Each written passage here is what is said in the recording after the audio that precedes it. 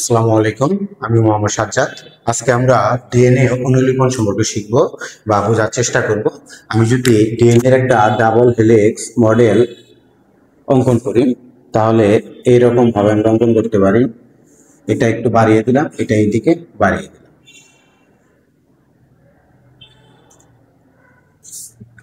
আমরা জানি এর সাথে টি ধরে নিলাম, এটা 3 প্রাইম, এটা কি প্রাইম, 5 প্রাইম। তাহলে সির সাথে জি, টির সাথে এ এবং জির সাথে সি থাকে। এবং এই দুইটা স্ট্যান্ড কি স্ট্যান্ড বলা হবে? মাতৃ স্ট্যান্ড। কি স্ট্যান্ড বলা হবে? মাতৃ স্ট্যান্ড। মাতৃ স্ট্যান্ড বা সাস। তাহলে আমাদের ডিএনএ রেপ্লিকেশনের মাঝে মাতৃ স্ট্যান্ড বা সাস কয়টি? দুটি, এর উপরে একটি, নিচে একটি। এখন মাতৃ স্ট্যান্ডে আমরা যদি নিউক্লিওটাইড গুলো দিয়ে দিই, অর্থাৎ এ, টি, সি, জি, টি, এ, সি, তাহলে এই সাইডে এর জায়গায় টি, এ, জি, সি, এ, টি, সি। আমরা জানি যে ডিএনএ এর মাঝে এর সাথে থাইমিনের সাথে অ্যাডেনিনের দুটি, সাইটোসিনের সাথে গুয়ানিনের তিনটি এবং দুটি এবং তিনটি করে হাইড্রোজেন বন্ধন থাকে। এখন আমি যদি একটা এনজাইম দিয়ে দিই, এনজাইমটার নাম কি? Enzyme helicase enzyme. ধরো এটা helicase enzyme. Helicase enzyme hydrogen বন্ধনকে ভাঙে। হেলিকেস এনজাইমের ডিরেকশন বা গতিপথ কোন দিকে? ডাবল হেলিক্সের দিকে। এই ডাবল হেলিক্সের দিকে, অর্থাৎ হেলিকেস এনজাইম ডিএনএ ডাবল হেলিক্সকে ভেঙে সিঙ্গেল হেলিক্সে পরিণত করে। এই মাতৃ স্ট্যান্ড দুটি পুনরায় একত্রিত হতে চাবে, কিন্তু এদেরকে একত্রিত হতে দিবে না কে? এসএসবিপি। এসএসবিপি মানে কি? Single stand binding protein. Single stand binding প্রোটিনের কাজ হলো মাতৃ স্ট্যান্ডকে একত্রিত হতে বাধা প্রদান করা। এরকম আরো দুটি আছে, একটা হলো আমাদের টপোআইসোমারেজ ও গাইলেজ। এখন যদি খুবই গুরুত্বপূর্ণ, আমি দুটি অপত্য স্ট্যান্ড নিয়ে আসি। আচ্ছা বাবারা বলো তো, অপত্য স্ট্যান্ড কি একা একা আসবে নাকি তাকে নিয়ে আসতে হবে? অপত্য স্ট্যান্ডকে নিয়ে আসতে হবে। অপত্য স্ট্যান্ডকে নিয়ে আসবে কে? DNA polymerase 3। ডিএনএ পলিমারেজ 3 অপত্য স্ট্যান্ডে নিউক্লিওটাইডকে নিয়ে আসবে কে? DNA polymerase 3। তাহলে ধরো এটা একটা আমাদের অপত্য স্ট্যান্ড, আবার এটা আমাদের একটা কি? অপত্য স্ট্যান্ড। তাহলে ডিএনএ রেপ্লিকেশনের মাঝে আমাদের অপত্য স্ট্যান্ড কয়টি? দুইটি। এটা হলো আমাদের অপত্য স্ট্যান্ড, এটা আমাদের অপত্য স্ট্যান্ড। অপত্য স্ট্যান্ড বা সার্চ।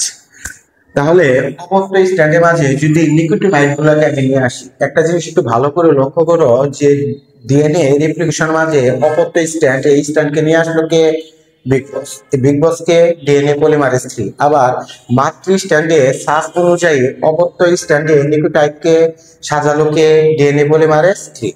তাহলে আমরা যদি নিউক্লিওটাইড দিয়ে দিই, এর সাপেক্ষে টি, এ, জি, সি, এ, টি, জি, এর সাথে দুইটা, টির সাথে দুইটা, সির সাথে তিনটা, জির সাথে তিনটা, টি এর সাপেক্ষে দুইটা, এর সাপেক্ষে দুইটা, এর সাপেক্ষে তিনটা করে হাইড্রোজেন বন্ধন দিয়ে দিলাম।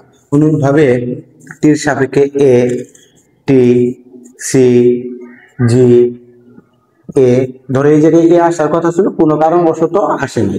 তাহলে সির সাপেক্ষে জি, এই জায়গাটা আমাদের ফাঁকা রয়ে গেছে। এই জায়গাটা আমাদের কি রয়ে গেছে? ফাঁকা রয়ে গেছে। আচ্ছা, একটা জিনিস একটু লক্ষ্য করো তো, আমাদের এই যে আমাদের স্ট্র্যান্ড ছিল, এটা কত প্রাইম ছিল? 3 প্রাইম। তাহলে এটা 3 প্রাইম হলো, অপত্য স্ট্র্যান্ড কত প্রাইম হবে? 5 প্রাইম। এটা তাহলে কত প্রাইম হবে? 3 প্রাইম। অনুরূপভাবে এটা আমাদের কি প্রাইম ছিল? 5 প্রাইম। এটা ছিল 5 প্রাইম, তাহলে এটা কি প্রাইম হবে? 3 প্রাইম। তাহলে এটা কি প্রাইম হবে? 5 প্রাইম। এখন আমরা জানি সবসময় বৃদ্ধি প্রাপ্ত হয় কোন দিকে? 5 থেকে 3-এর দিকে। কোন দিকে? 5 থেকে 3-এর দিকে। অর্থাৎ এটার বৃদ্ধিটা কোন দিকে হবে? এই দিকে হবে। এটার বৃদ্ধিটা কোন দিকে হবে? এই দিকে হবে। এখন ধরো এই জায়গায় আমি একটা এনজাইম দিয়ে দিলাম, সেই এনজাইমটার নাম কি হবে? ধরো এটা একটা এনজাইম। এনজাইমটার নাম হবে কি? DNA polymerase, DNA polymerase 3 enzyme. DNA polymerase 3 enzyme. এখন যে এনজাইমের যে মাতৃ স্ট্যান্ডের বৃদ্ধিটা আমাদের হেলিকেজ এনজাইমের দিকে, মানে বর্গের দিকে বা আমাদের ফর্গের দিকে, সেই এনজাইমটার নাম হবে কি? লিডিং। এই এনজাইমটার নাম হবে কি? এটার বৃদ্ধি প্রাপ্তের নামটা হবে কি? লিডিং। আর যার বৃদ্ধিটা আমাদের হেলিকেজ এনজাইম থেকে বিপরীত দিকে, তার নাম হবে কি? ল্যাগিং। নাম কি হবে? ল্যাগিং। তাহলে এই জায়গায় আমরা বন্ধনগুলো দিয়ে দেই।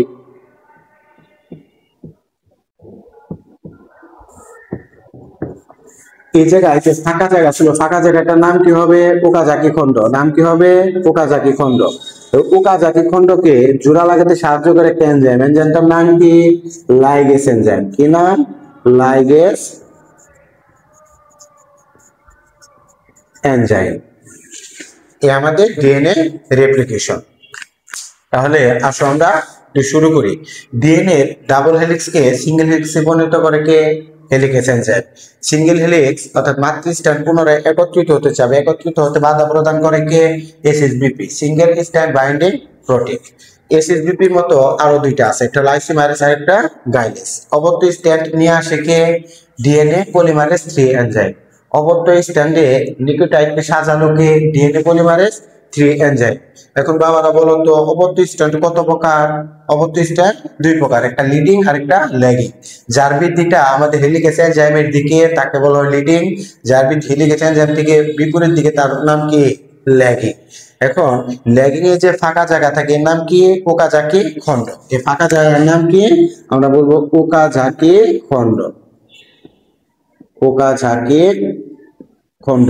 ওকাজাকি খণ্ডকে জোড়া লাগাতে সাহায্য করে কোন এনজাইম? লাইগেস এনজাইম। কোন এনজাইম? লাইগেস এনজাইম। এই হলো আমাদের ডিএনএ রেপ্লিকেশন। দেখো বুঝো কিনা, আশা করি বুঝতে পারছো। ধন্যবাদ।